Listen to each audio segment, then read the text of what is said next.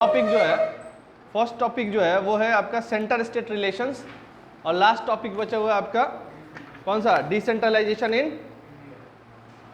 तो decentralisation in India हम लोग पढ़ेंगे आज और ये सेंटर स्टेट का रिलेशंस क्या है इसके बारे में देखेंगे। ठीक है, इससे पहले लैंग्वेज पॉलिसी कराया गया था, लैंग्वेज पॉलिसी लिंग्विस्टिक स्टेट्स ये हो गया। पेज नंबर कौन सा था ये 19 और 18 पे था। ठीक है, सेंटर और स्टेट रिलेशंस का मतलब क्या होता है कि केंद्र और राज्य का क्या, केंद्र और राज्य का संबंध कैसा। ठीक है,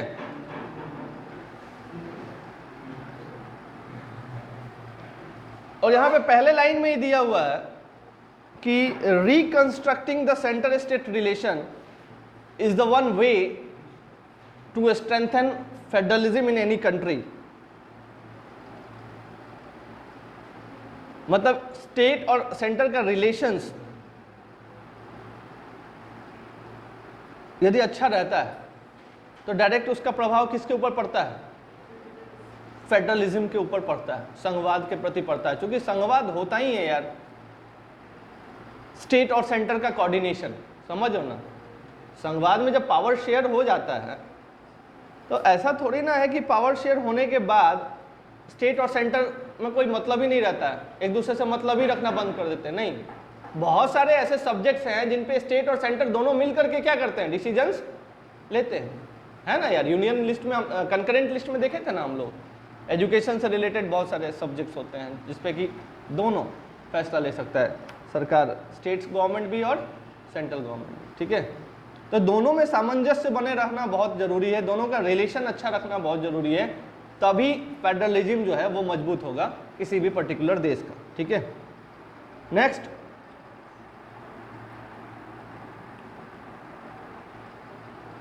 जो कॉन्स्टिट्यूशनल अरेंजमेंट है पावर शेयरिंग का यहाँ पे दिया हुआ है। How is the constitutional arrangement of power sharing works in reality depends to a large extent on how the ruling parties and the leaders follows these arrangement. संविधान में तो हर प्रकार का अरेंजमेंट बन गया है, बहुत पहले बना दिया गया है, पावर्स भी उसमें डिफाइन कर दिया गया है, सेंटर के पास कौन कौन से पावर्स हैं, स्टेट्स के पास कौन कौन से पावर्स हैं। ठीक है, सब्जेक्ट्स में भी कितने सब्जेक्ट्स आपके यूनियन लिस्ट में हैं, कितने स्टेट लिस्ट में हैं और कितने कंकरेंट लिस्ट में हैं, ये भी सब बता दिया गया है, स्पेसिफाइड है। लेकिन बहुत हद तक ये कितना सक्सेसफुल रह रहा है, ये अरेंजमेंट्स कितने अच्छे तरीके से चल रहा है, ये डिपेंड करता है रूलिंग पार्टीज पे। रूलिंग पार्टीज मतलब जिसकी सरकार है, समझो ना, जिसकी भी गवर्नमेंट चल रही है देश में उसके ऊपर ये डिपेंड करता है। गवर्नमेंट यदि चाहे रूलिंग पार्टी तो 2 मिनट में संविधान का धज्जिया उड़ा सकता है, हाँ या ना, बोलो, is it not. Ruling party चाहे तो बहुत सारे ऐसा लॉ है जिसको फॉलो नहीं करेगा, चाह दे तो, हाँ या ना, है ना, पॉसिबल है ना यार। भले करता भी है, ठीक है, उसके एवज में भले उसको सजा हो या जो भी है वो बाद का कंसिक्वेंस है, बट वो चाहे तो संविधान के अरेंजमेंट्स के साथ छेड़छाड़ कर सकता है रूलिंग पार्टी, क्योंकि उसकी सरकार है, वो मालिक है। But for a long time ठीक है, सुप्रीम कोर्ट है संविधान के प्रोटेक्शन के लिए, लेकिन स्टार्टिंग में तो वो एज पर अपने अकॉर्डिंग उसको एडजस्ट कर सकता है, अरेंजमेंट्स में कुछ छेड़छाड़ कर सकता है। बट फॉर यहाँ पे दिया for a long time the same party ruled both at the centre and in most of the state and this meant that the state government did not exercise their rights as an autonomous federal units as and when the ruling party at the state level was different, the parties that rule at the center tried to undermine the power of the states. In those days, the central government would often misuse the constitution to dismiss the state government that were controlled by rival parties. यहाँ पे बहुत important चीज बोली गई है। कभी कभी 2 situations आते हैं, आप लोग देखे होंगे अभी मौजूदा समय में इलेक्शंस हुए हैं ना। सिचुएशंस ये आता है कि जिस पार्टी का गवर्नमेंट स्टेट में है उसी पार्टी का सरकार कहाँ पे हो, सेंटर में हो। ये सुनो, अभी मान लो बीजेपी पार्टी का गवर्नमेंट कहाँ पे है, सेंटर में है ना, मोदी जी प्रधानमंत्री हैं, बीजेपी रूल कर रहा है कहाँ पे, केंद्र में।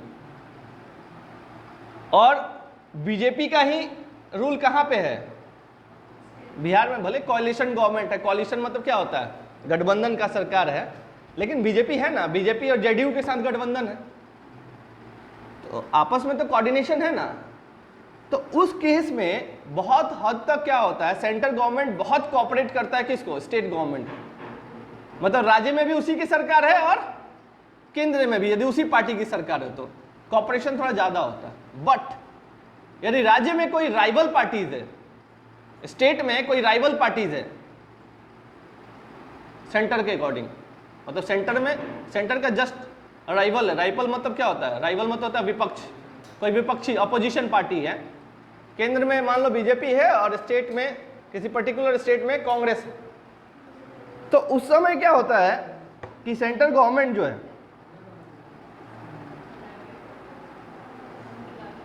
अपने पावर को मिसयूज भी करता है, कर सकता भी है, करता भी। किस लिए करता है?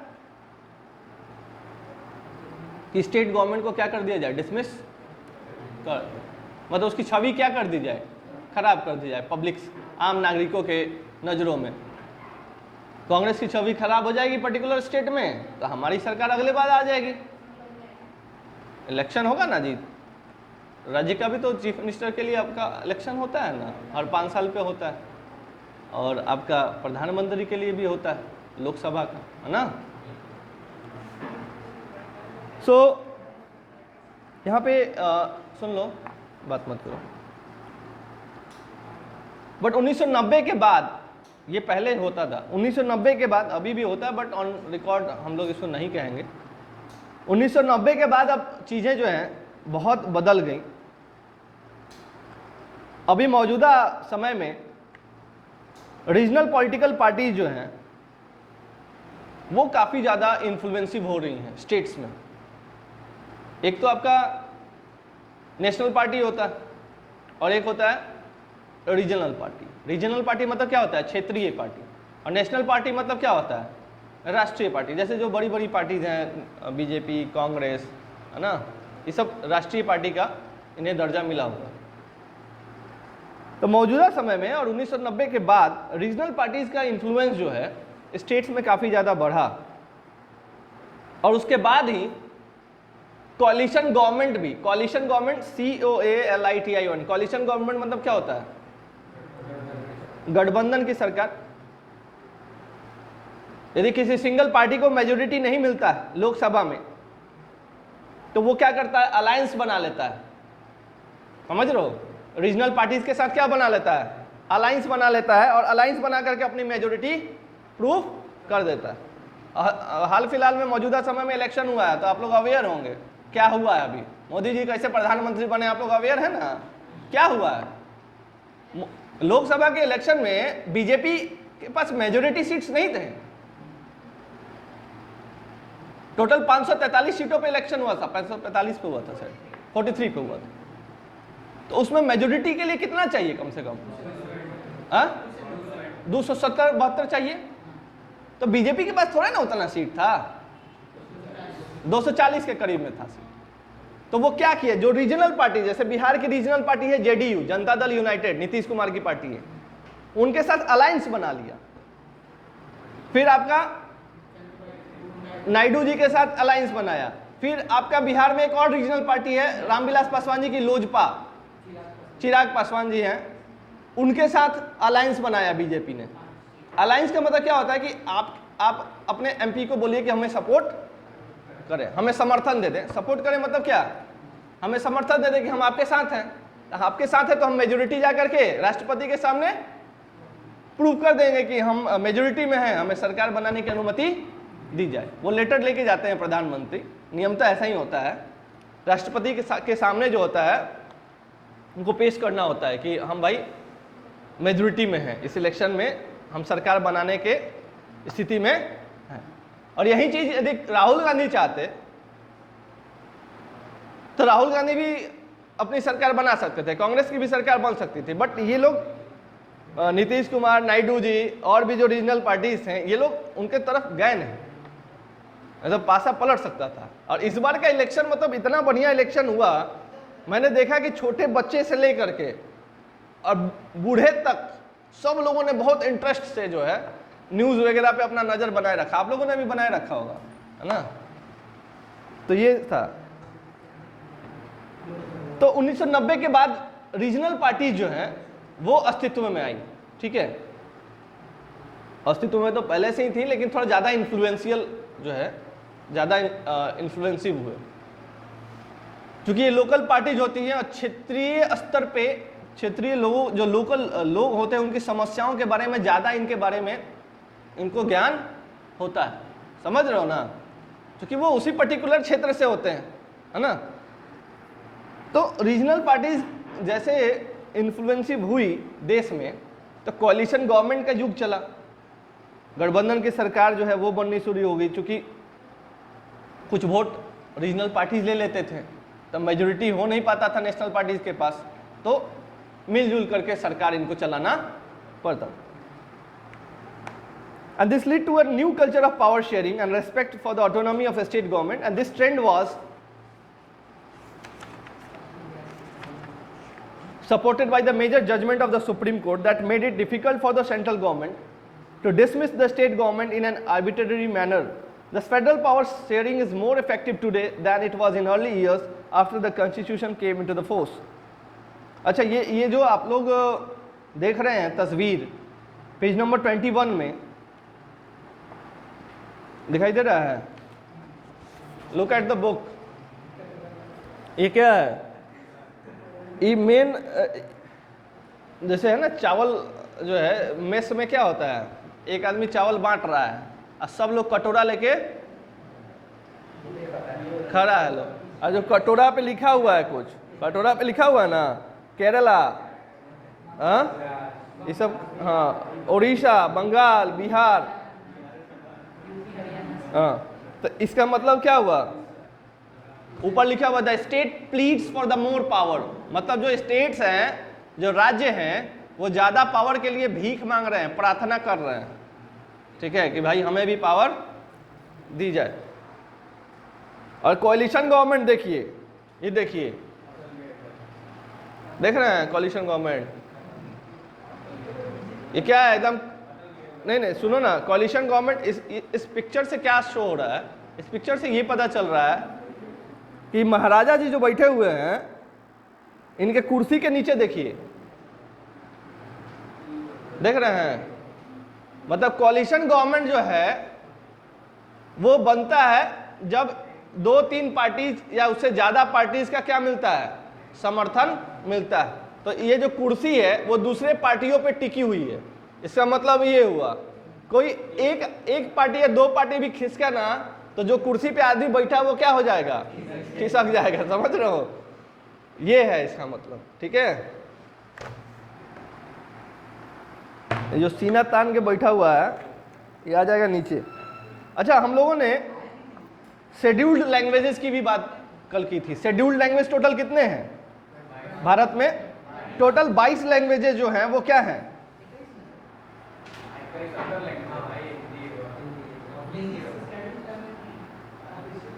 टोटल 22 लैंग्वेजेस शेड्यूल्ड लैंग्वेजेस हैं, ठीक है, and others are called non scheduled. Scheduled languages, मैं एक बार रिपीट कर रहा हूं, ध्यान दीजिएगा। शेड्यूल्ड लैंग्वेजेस कौन है? जो 22, और ये शेड्यूल्ड लैंग्वेजेस ऐसा माना जाता है कि सेंटर से रिलेटेड या सेंट्रल गवर्नमेंट जॉब से रिलेटेड कोई भी एग्जाम हो तो इसमें से कैंडिडेट कोई एक भाषा लेकर के एग्जाम दे सकता है। पहला भाषा असमीज, असमीज जो असम में बोली जाती है, Bengali, Bodo, Dogri, Gujarati, Hindi, Kannada, Kashmiri, Konkani, Maithili, Malayalam, Manipuri, Marathi, Nepali, Oriya, Punjabi, Sanskrit, Santali, Sindhi, Tamil, Telugu and Urdu. So these are the scheduled languages. Total इनकी संख्या कितनी है? 22 है। और जो हिंदी है, हिंदी भाषा, वो भारत में लगभग 44% ऐसे लोग हैं जिनका मदर टंग है। 44% of the people speaks Hindi, और the mother tongue of 44% of people in India is Hindi. और इंग्लिश 0.02%, ये कुछ डाटा देख लीजिए आप लोग। 0.02% लोगों का मदर टंग क्या है? इंग्लिश।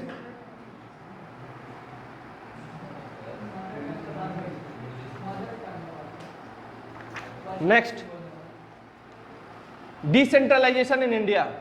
साउथ वाउथ में लोग इंग्लिश ज्यादा बोलता है, केरला वगैरह में।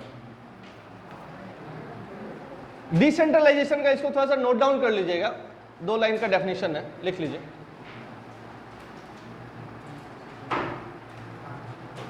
देखिए, सेंट्रलाइजेशन का मतलब क्या होता है? केंद्रीकरण। और डिसेंट्रलाइजेशन का मतलब क्या होता है? विकेंद्रीकरण। It is just opposite to centralisation. तो this is the last topic of this chapter, decentralisation in India. Bharat में विकेंद्रीकरण। So write down the definition.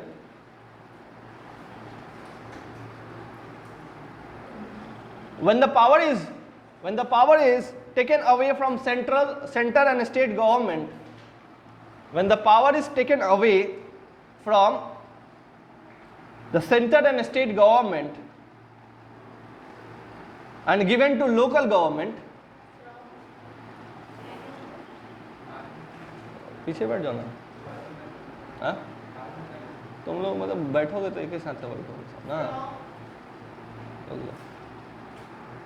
When the power is taken away from center and state government and given it to local government, it is called decentralization. ठीक है, बात समझ रहे हो? हाँ, are you getting? मतलब पावर जो है सेंटर से और स्टेट से क्या किया जाए? पावर सेंटर और स्टेट से लेकर के किसको दे दिया जाए? लोकल को, लोकल गवर्नमेंट को दे दिया जाए, तो उसको क्या बोलते हैं? डिसेंट्रलाइजेशन। Got it? सेंटर और स्टेट से पावर को लेकर के और लोकल गवर्नमेंट को दे दिया जाए, तो इसी प्रक्रिया को हम लोग डिसेंट्रलाइजेशन बोलते हैं।